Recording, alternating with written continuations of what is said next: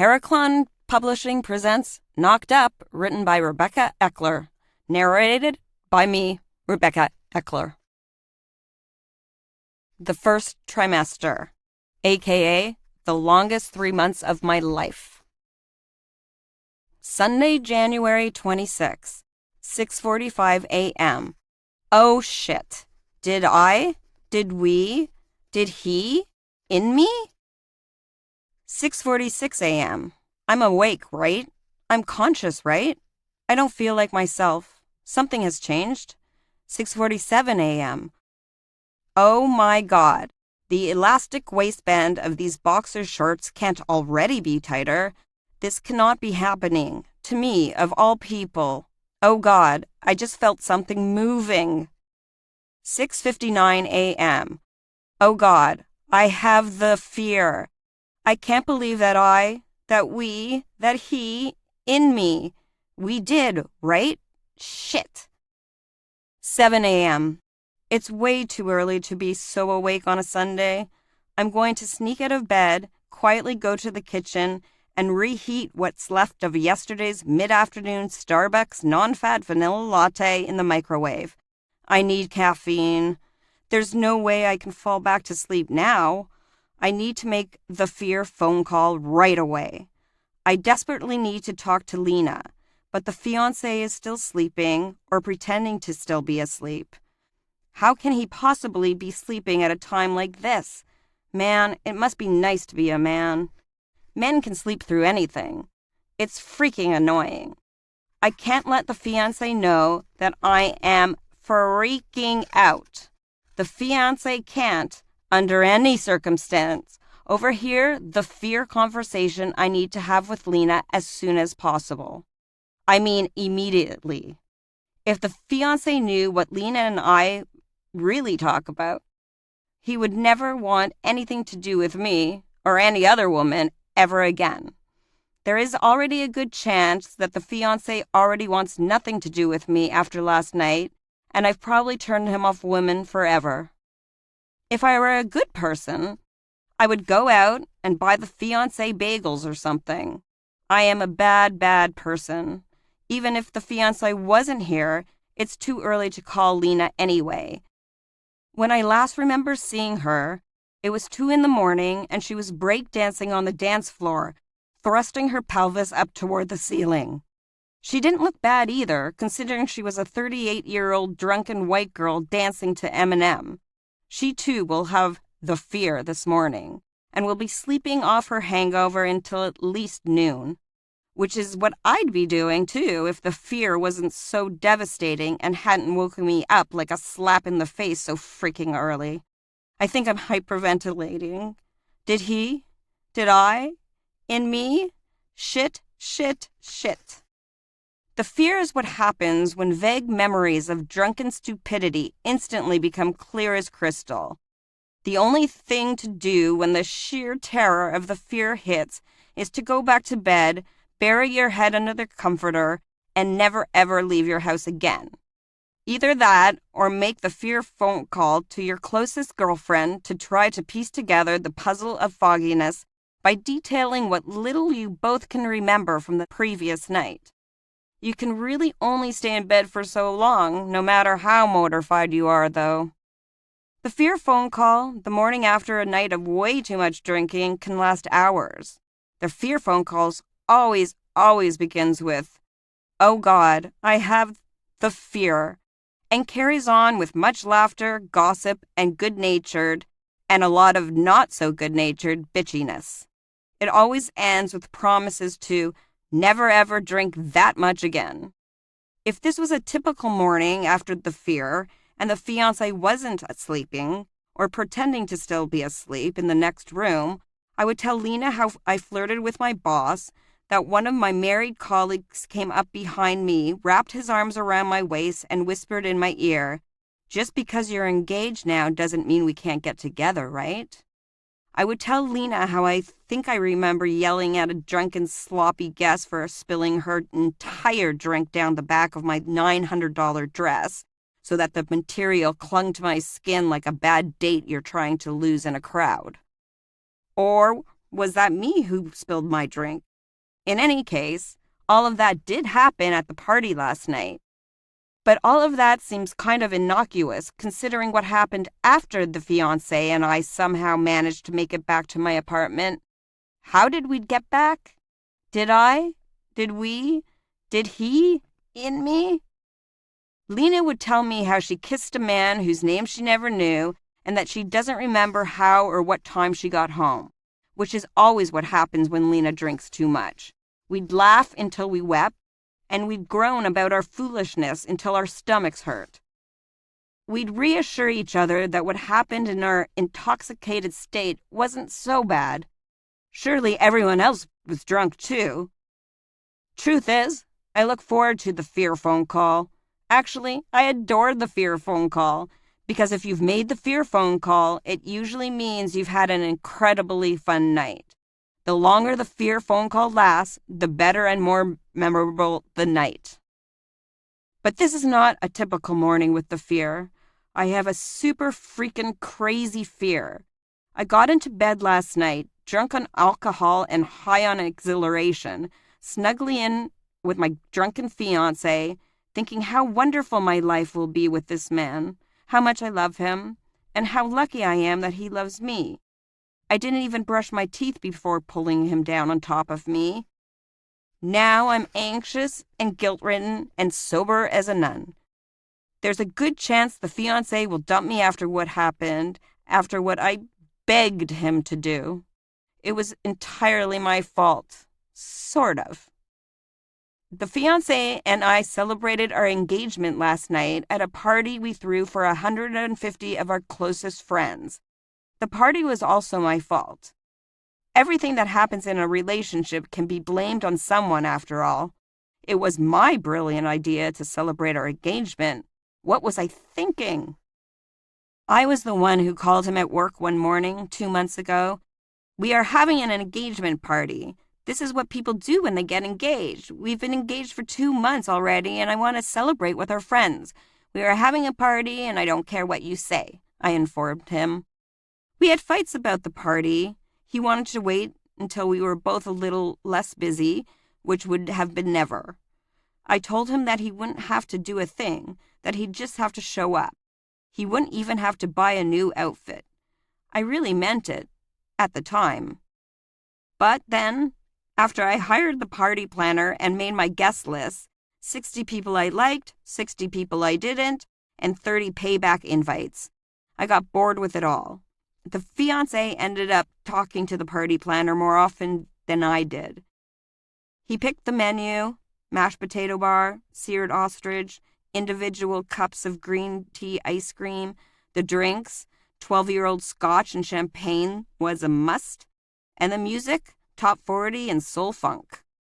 He paid for the whole thing too, about a year's rent, all of which is typical. It's always me who has the brilliant ideas, and then much to his annoyance, he is left to see them through. The fiancé is responsible and finishes what he sets out to do. I am not responsible and can't finish a sandwich without getting bored of what I'm eating halfway through. A new rule was created in our relationship as a result of planning our engagement party. Beck, whenever you have one of your brilliant ideas, he advised, we are going to have a 5-day cooling off period to decide if it's really something we want to do.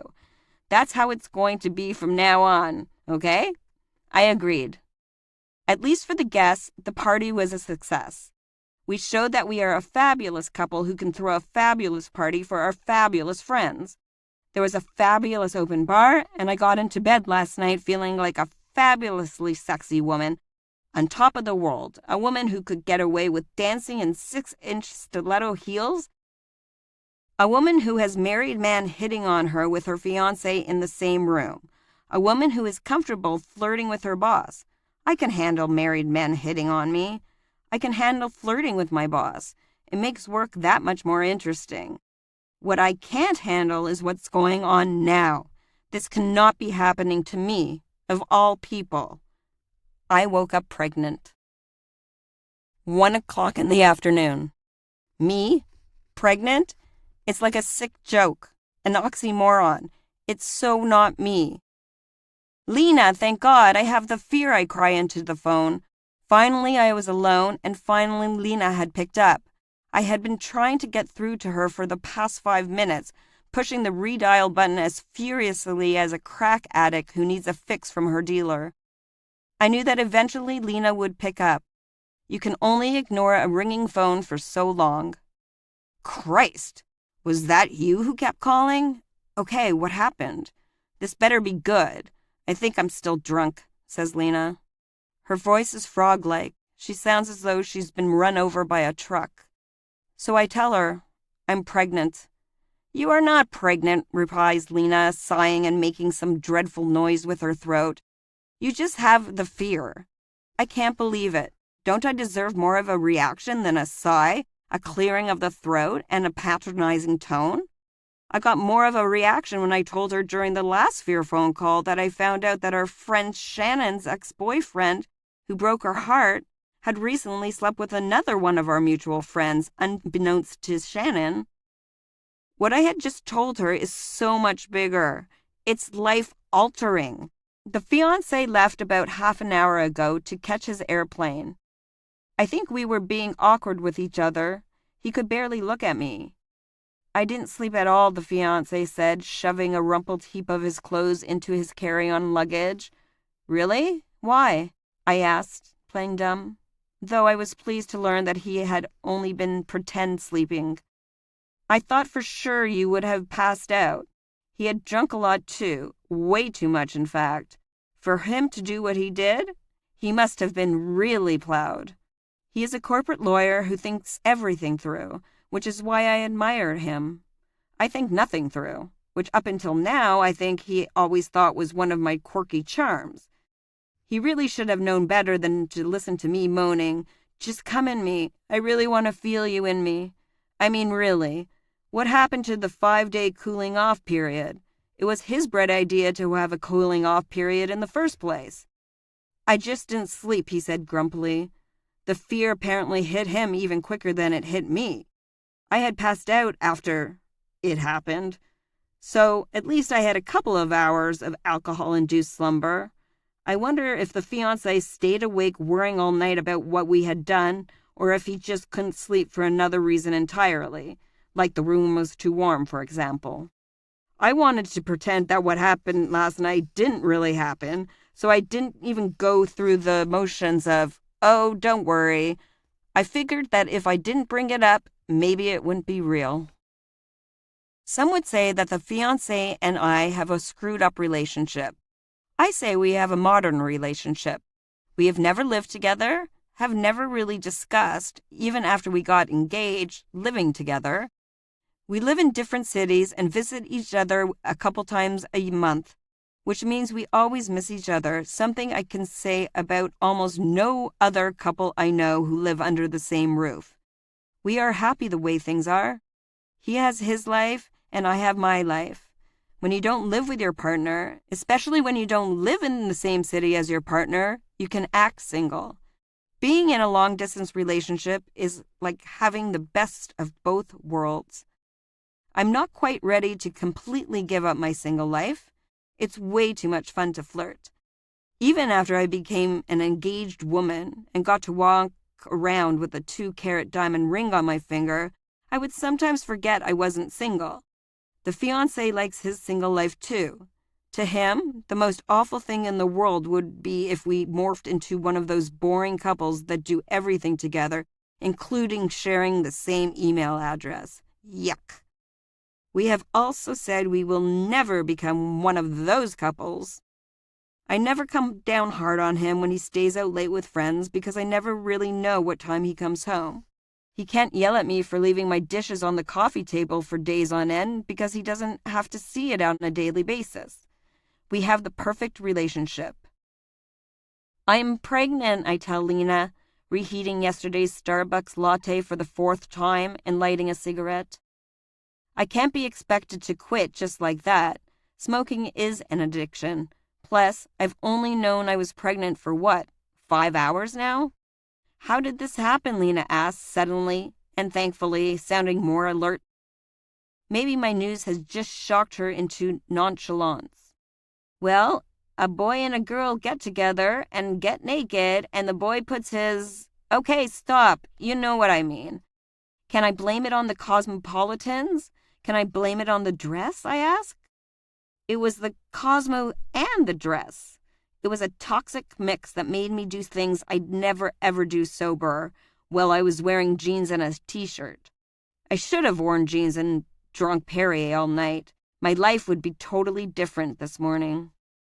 I had worn a sexy black dress, the type of dress that it is impossible to wear a bra under. I was showing cleavage, something I am not used to doing, and apparently something the fiancé is not used to seeing. I think he liked it. Maybe even a little too much. I have always been jealous of women who could show their cleavage off completely and fearlessly, like my friend Amy, whose breasts often make public appearances. Amy will say things like, "I'm bringing the girls out tonight," when you ask what she plans to wear to a cocktail party. When she, quote, brings out the girls, quote, we know we're not going to see her two perfectly round globes of flesh. Not only are Amy's breasts talked to at parties by, quote, tit-talkers, the type of man who look at your breasts while speaking with you, her breasts are also talked about after she leaves. And you know what they say, the only thing worse than being talked about is not being talked about. The same thing is true about breasts. Just one night in my life, I wanted my breasts to be talked about. Is that so wrong? At last count, I had drunk 6 Cosmos and a couple of flutes of champagne. I should have stopped after 2 glasses of champagne, which is about the time I first began to feel tipsy. Of course, that was about 15 minutes after arriving at the party. But I couldn't help but drink a lot last night. It was a celebration after all. The Cosmos, with real cranberries floating around in them, went down like Kool-Aid. I like Kool-Aid. Oh God, I am a 29-year-old woman who likes Kool-Aid. Definitely not mother material. I cannot be pregnant, except for the fact that I know I am. It was an amazing dress, agrees Lena. And those drinks, they were spectacular. I had about 12 of them.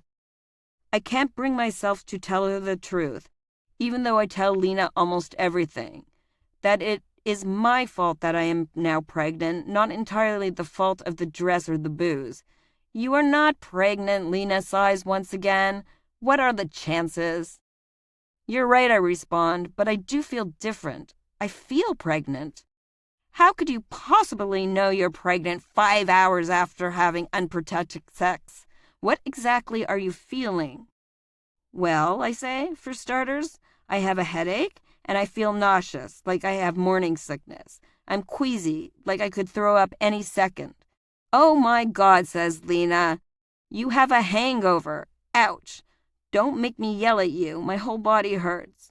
You have a headache and feel like throwing up? So do I. Maybe I'm pregnant too. Sadly, I didn't have sex last night, but we do share the same symptoms. I'm probably pregnant as well, she says sarcastically. Enough, I say. I see your point. You're right, I agree. I just have a hangover. There is no way I could have sex one time without protection and end up pregnant. There's no way. But Lena? Yes, she responds. I am pregnant. I'm going back to bed, says Lena. I'll call you later. You are not pregnant. I have the fear too. Do you know that I can't remember how I got home?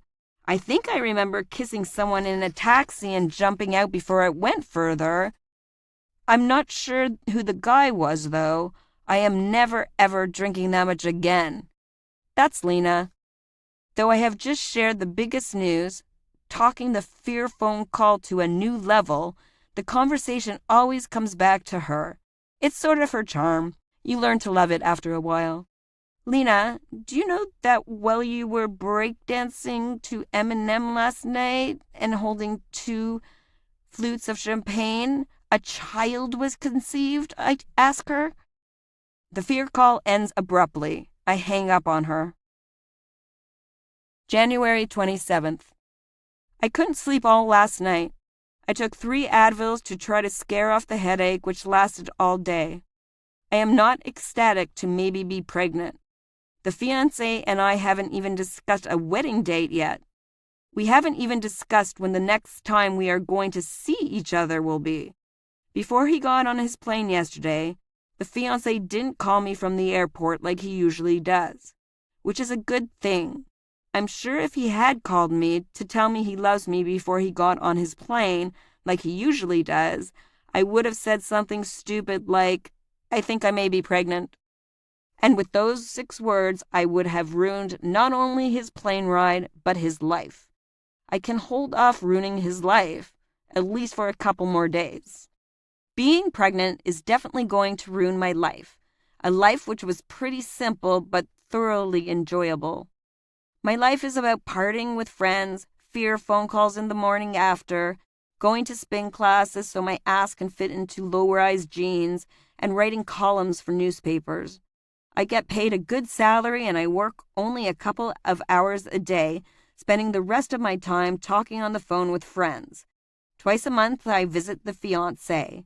The maximum reward for the minimum effort was all working out just fine by me. I'm quite sure the fiancé and I would not get along as well if we lived together under the same roof. Saturday morning, for example, he got into a funk after I left a wet towel on the bed again. It's like I have a child as a partner, he said, storming out of the bedroom. He uses that line on me a lot. It's like I have a child for a partner. He will say this when we go out to eat and I order chicken fingers off the children's menu. Hey, I like chicken fingers.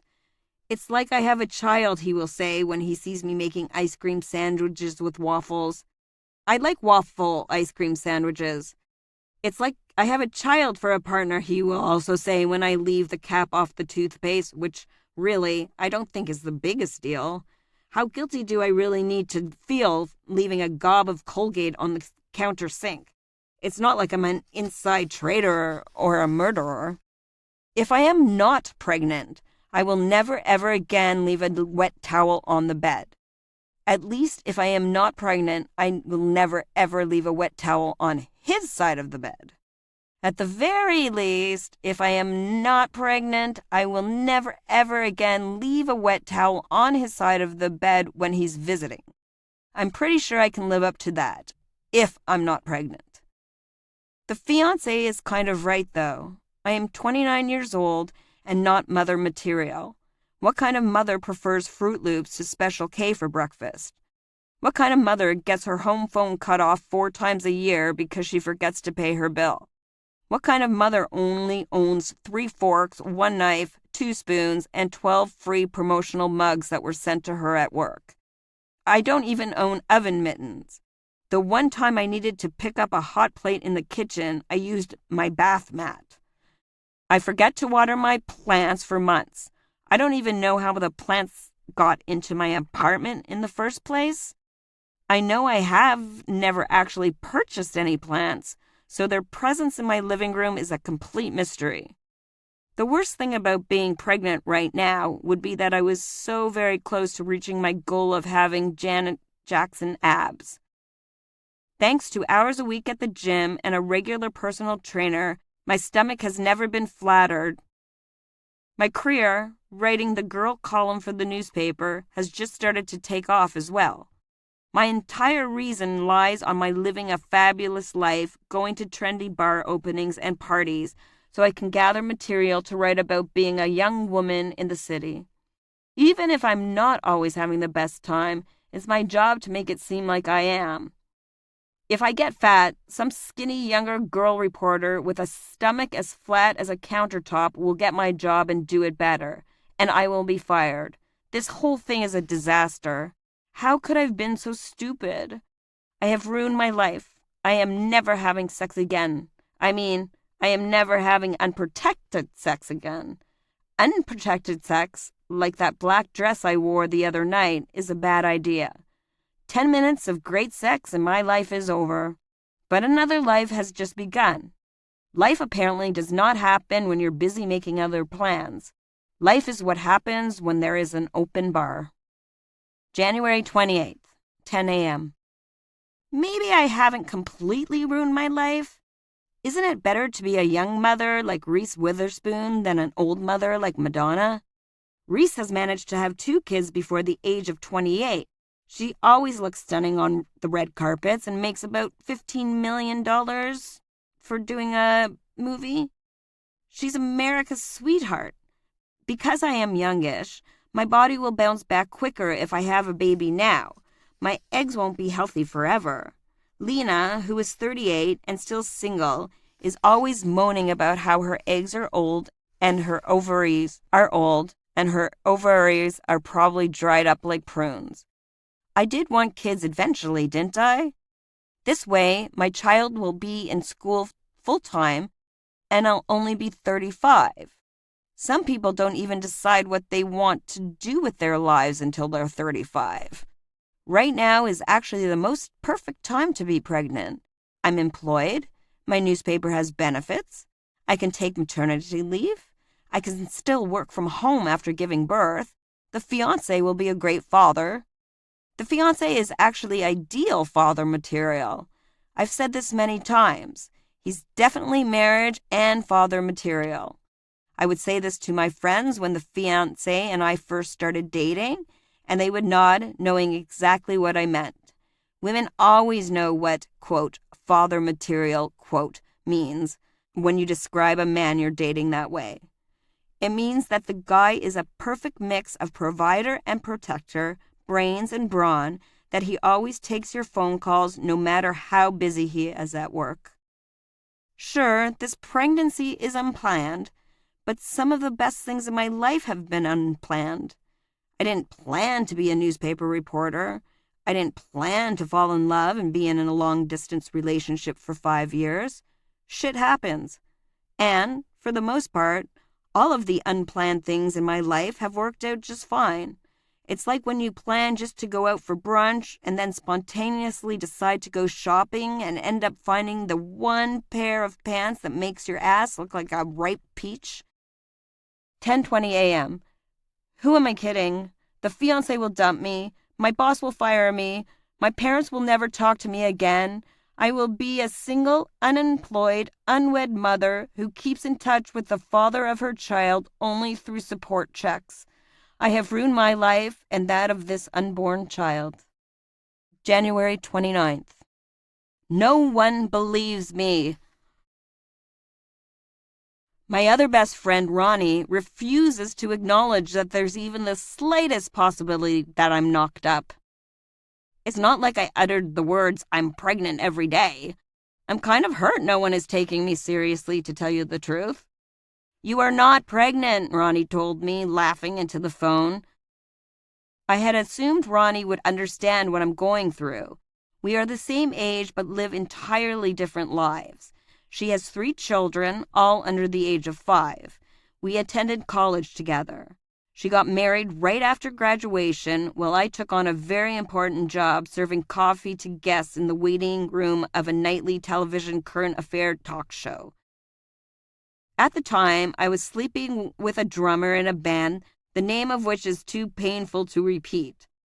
Ronnie was nearly a virgin when she got married. She had slept with only 2 men, and one of those 2 men she only half screwed. To this day, she's not even sure what happened.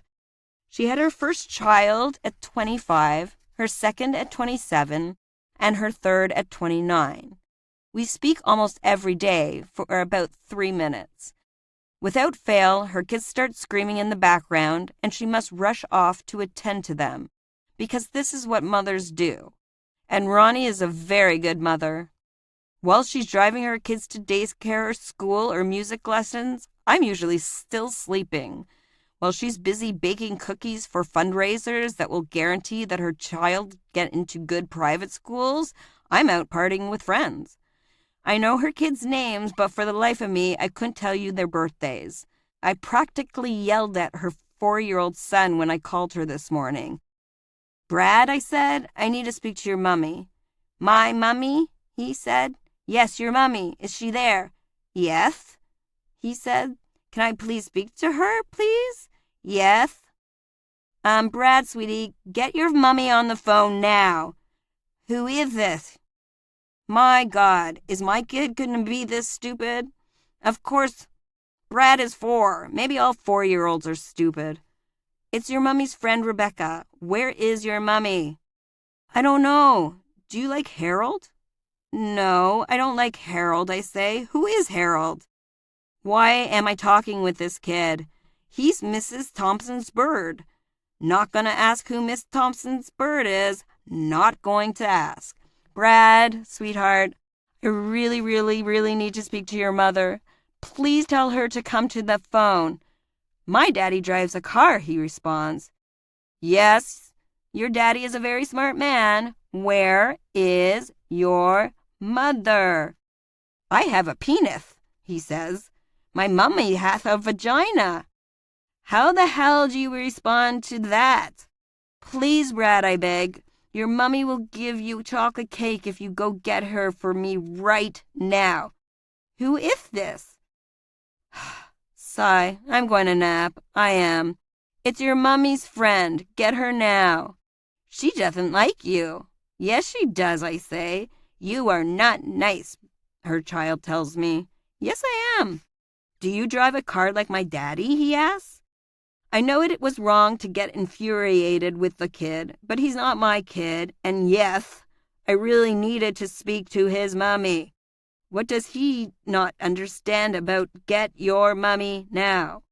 Then, suddenly, Brad puts the phone down. What followed was about 1.5 minutes of silence on the other end. Hello, said Ronnie, finally picking up the phone. Is someone there? Thank God, I huffed, exasperated. Hey, did you just call me? I didn't even hear the phone ring.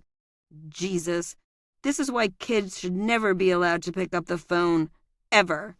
I know I am pregnant, I told Ronnie once again, before explaining what happened the night of the engagement party. I know my body, I tell her. I know something is different. Stop laughing. I'm sorry. Were you ovulating, she asks. Why? Does that matter? How the hell do I know if I was ovulating? What does ovulation have to do with getting pregnant, I ask her. Everything? I thought you knew your body. Some women can feel when they're ovulating. When was your last period, she asks. I'm not sure. I think it was, I don't know. What type of woman actually keeps track of her periods anyway? The type that has a lot of sex, I suppose. And the type of person that is super organized, so she can write down that sort of shit and fill up her calendar on her phone so it looks like she lives a very busy, very organized life. I am neither of these types. Before I would even have protected sex with a man, I would make him run down his sexual history with me. I would ask, when was the last time you had blood work for an STI? Much to his horror, I made my fiancé actually take a blood test before I would sleep with him. Men will do almost anything if they want to sleep with you, even if it means taking the morning off work and spending 4 hours in a public health clinic. The last time I wrote something down in my calendar was in, a decade ago in one of my brilliant idea flashes when I decided it would be a brilliant idea to get organized. During those 4 days of organization, I never once thought about writing down, it's my period today. Beck, I'm sorry. I've got to run. I have kids screaming in each room and I have dinner to make. I'll call you tomorrow, Mama, Ronnie said before we even made it to the 3-minute mark. Oh God, don't say that to me. Do not say that to me. I think I actually felt my heart skip a beat at being called Mama. It was like when I was forced to listen to jazz. I hate the sound of it. I'm joking. Find out when your last period was, okay? You are not pregnant. You are just being psychotic, girl. Once you find out when your last period was, you can figure out if you were ovulating or not. You can log onto the internet and type in ovulation calculator and type in the date of your last period, and it will tell you if you were fertile the night of your engagement party. That's what I did when I was trying to get pregnant with Brad. Okay, wow. I didn't even know about that. Listen, one more quick question, and then I'll let you go. did you feel morning sickness the day after you got pregnant? I'm definitely getting off the phone with you now, she says. And no, I did not. You cannot possibly have morning sickness 2 days after you've conceived. It doesn't hit for 4 to 6 weeks. But I swear, I tell her, I think I can feel the baby moving. But it's not even a baby yet. It's like nothing. It's like a spot, she says. In a few weeks, when you get your period, you'll be laughing too. We'll be laughing about this over a bottle of wine. Trust me, you're just being a drama queen. Actually, we will not be laughing over this or anything else over a bottle of wine. Ever since Ronnie had children, I can't remember her ever drinking more than 1 glass of wine. And I still don't see how me being pregnant is so funny. And for the record, I think that getting pregnant without thinking about it while the father of the child lives in a different city is a good reason to be a drama queen. I don't understand why no one will believe me. I knew practically the minute the fiancé rolled off of me that I was pregnant. It's like how I always know when the phone company is about to cut off my phone, or how I know halfway through drying my hair if I'm going to have a good or bad hair day. It's simply women's intuition. Ever since the fiancé left, he's been acting weird. Because the fiancé is being weird with me, he's making me be weird with him, and so our dozen or so daily conversations are entirely weird. Ever since that night, it's like we have a big, weird cloud over our relationship. You're being weird, I started our most recent phone call, which started almost exactly like the phone call before that, and the one before that, and the one before that, and the one before that. I'm not being weird, he responded. You're being weird. I'm not being weird. I know that you're being weird. You're the one that's being weird, he responded. If we both didn't have jobs to attend to, it's possible we could have gone on like this for hours. I'm not being weird. I'm being tired, he finally said. Me too. I'm being tired. Let's talk later, I said before throwing in weirdo and hanging up. I always get the last word. And that's pretty much how we've been talking to each other these days. Thanks to my favorite shopping buddy Dana, I have nearly figured out when my last period was. Why are you calling me so late in the middle of the week, asking me when you got your last period, she said when she picked up her phone. Why are you being so weird? Really? Is it so weird to call a friend mid-afternoon to ask when you got your last period? I am not being weird. I just really want to know when we went shopping for those shoes. What day was that? Please help me. I need to know. Okay, chill out, she says. What's your problem? You bought those shoes on January 14th. Don't you remember me saying how I couldn't believe John ditched me a month before Valentine's Day? Then I spent hundreds of dollars I don't have on clothes I don't need to kill the depression? And don't you remember how I got mad at you for buying those shoes because I really wanted them? And then we went to go buy you tampons? Right, I respond. Right, perfect.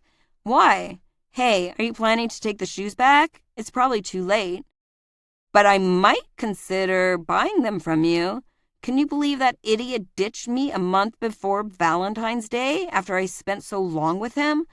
I really trained that guy. He was almost ready to be husband material. No, I'm not giving the shoes to you. And no, I cannot believe he dumped you. But really, you weren't even sure what the guy did for a living, were you? I don't think he was actually marriage material. You should know how your husband spends his days. But I can't talk about that right now. Go back to bed. I'll call you later. By the way, great party last weekend, she says. It was the best party I've ever been to. Your dress was amazing. Didn't I tell you you should wear that dress? You looked fantastic. I was right. You should always listen to me. Dana, I hate that dress. I'm pregnant. What? Screeched Dana. Finally, the reaction I was expecting. When did that happen? You were drinking like a wino at your party. No, it happened the night of the party, I tell her. He, in me afterwards. We were drunk.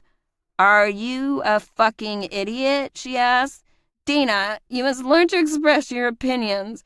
Why don't you tell me how you're really feeling about my accident? We were drunk, and yes, I'm a complete fucking idiot. Okay, don't freak out. I've been through this before a couple of times. I always worried that I was pregnant immediately after 2. Chances are you're not. Okay, that was how many days ago? 5? Too late for a morning after pill. I've done that twice. It's easy. You just have to call your doctor. You have? I asked her. I couldn't hide my shock. Dana, in addition to being my favorite shopping buddy, is also my calorie counter friend. She's always counting calories and can tell you exactly how many calories are in the top of a bran muffin or a cup of frozen yogurt or a bowl of cereal. It's quite an amazing skill, actually, if a completely odd and obsessive one.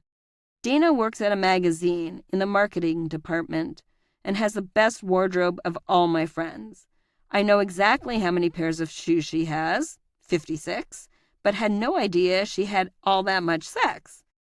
Yeah, well, it's a little late for any sort of morning after pill. Not that I'm sure I would be comfortable doing that anyway. I am turning 30 soon, I reminded her. It's not like I'm 16. So you want to be pregnant? She asked. No, I'm not saying that. I'm just saying... Okay, I don't know what I'm saying, but don't you think the chances are very, very, very, very slim that I am pregnant? I don't know. Sure, she responds. Come on. At least pretend with me that it's a long shot. No pun intended. Okay, you're not pregnant, said Dana in a monotone. But I am not sure how comfortable those slingbacks will be when your ankles start to swell when you're pregnant. Maybe you should give them to me in case you are pregnant. You are not, under any circumstances, getting those shoes, I tell her. Even if my ankles do swell. Wait, does that happen? Yeah. Well, there's $350 down the drain. Yeah, she responds, and just wait to see what pregnancy does to your ass. January 31st. Being pregnant is already ruining my life. I stayed in tonight, a Friday night, to play ovulation calculator on the internet. I realized instantly that ovulation calculators are addictive. They're like crack. Not that I've ever done crack, but I've never done an ovulation calculator either. I can't get enough of them. Once I remembered shoe shopping with Dana and then going to the drugstore to buy tampons, I felt I was well on my way to figuring out if I was ovulating the night of the party. Type, quote, ovulation calculator, end quote, into any search engine on the internet, and a number of sites pop up on your computer screen.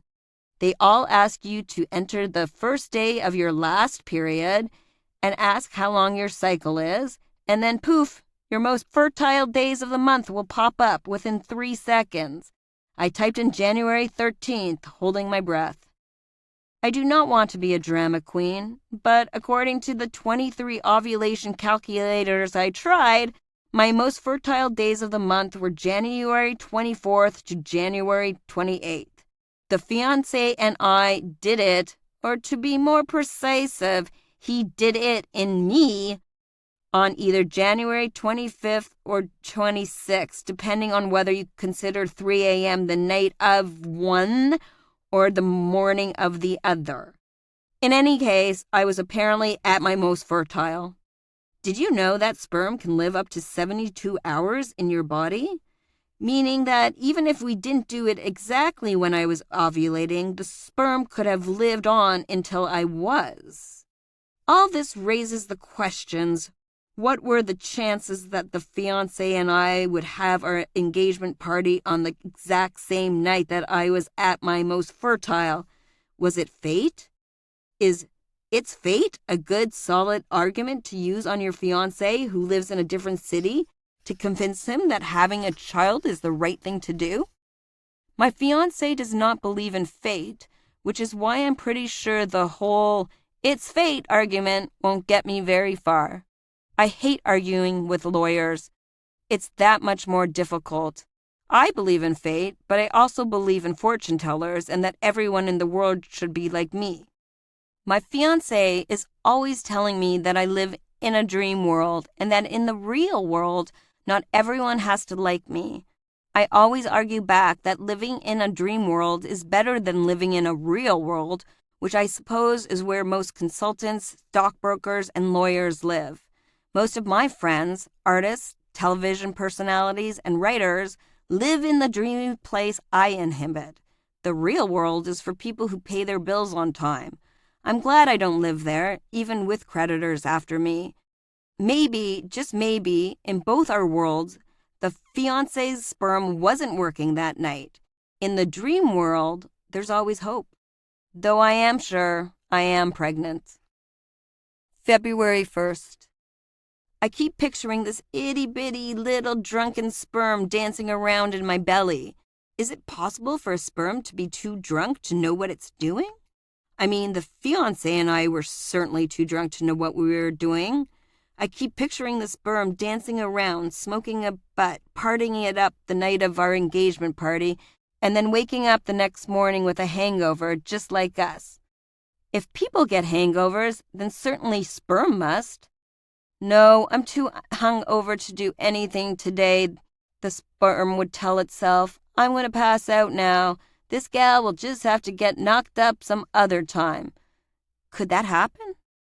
I really should have paid attention during those grade 6 sex education classes.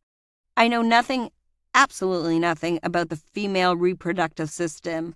Now I'm thinking maybe I should have sent an anonymous email to the Human Resources Department at my office suggesting sex education classes for adults instead of the yoga and Weight Watchers classes I'm always getting emails about, which take place on the 3rd floor in one of the boardrooms. I had no idea about most fertile times of the month. I had no idea that the first day of the last period was so important. I just thought periods were a bitch, something women had to go through once a month, giving us the opportunity to start arguments with our boyfriends. I didn't realize periods happened for a reason. I could barely get any work done all week. Knowing something is going on in my body makes it hard to concentrate on writing stories about why bangs are back and internet dating and cooking classes for singles.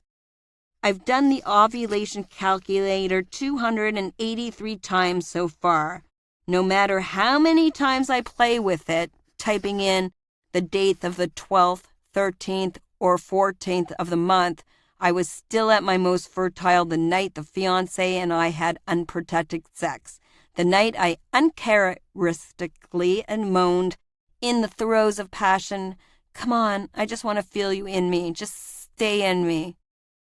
February 3rd. The fiancé just called me at work, interrupting my investigative work on the most expensive martini in town, to ask me a question that caught me completely off guard. "When was the first day of your last period?" he asked, after saying hello. Christ. Does absolutely everyone in the world know about the first day of your last period? What? I say. I'm sorry. What did you just ask me? Please tell me you didn't ask me what I think you just asked me. My fiancé and I do not have this type of relationship. We have a closed-door type of relationship, meaning we do not walk around naked in front of each other. If I'm feeling really wild, I'll have sex with the lights on, but always under the sheets. I do not tell the fiancé about my waxing appointments. It's too personal. It's better, I think, that he just assumes I come all hairless and smooth. In the 5 years we've been dating, I have never gone to the washroom in front of him, and he has never gone to the washroom in front of me. I do not even like him watching me blow dry my hair. I want him to think I come perfect. For his part, he even shuts the door when he clips his toenails, which is why I love him. I would like our relationship to remain somewhat mysterious, which is why I don't really want to discuss my period with him. Ever. But if we must, shouldn't we really start off by talking about something a little less private, like what For example, kind of deodorant I use, then work our way up to the period talk. I said, "When was your last period?" the fiancé asked. "I'm not sure," I responded. I didn't want him to know that I did know all too well. I wanted to play it breezy. It wouldn't sound so breezy if I answered immediately, around January 14th, as if it were the only thing on my mind, which it is, but I didn't want him to know that. "What do you mean you're not sure? Don't you keep track of these things?" The fiancé was not, apparently, even attempting to be breezy for my sake. He sounded kind of jumpy. He had sounded less panicky, in fact, when he had asked me to marry him. How am I going to answer this potential landmine of a question? "Well, babe, when was the last time I cried uncontrollably about nothing? Do you remember? Because that's probably when I got my period last," I said. "You do that once a week," he says. So he does pay attention. Good guy. "Do not," I responded. "Do too," he responded. "Well, do you remember the date you first told me you loved me?" I asked him. "Not now, Beck. I'm not in the mood," he sighed into the phone. I will not get into a fight with the fiancé over my period. But, for the record, I do think that remembering when you're first told the woman you are spending the rest of your life with that you love her is way more important than remembering when the first day of your last period was. Periods happen once a month. Falling in love, if you're lucky, happens but a few times in your entire life. "All right, fine," I tell him. I think it was around the 13th or 14th. "Thank you. Was that so hard?" he asked. "Why do you want to know so badly anyway?" I press. "Oh, no reason. Just curious. I'm going to book you a ticket to come see me soon. I'll call you tonight. I have to get back to work." Shit, the fiancé knows about the ovulation calculator.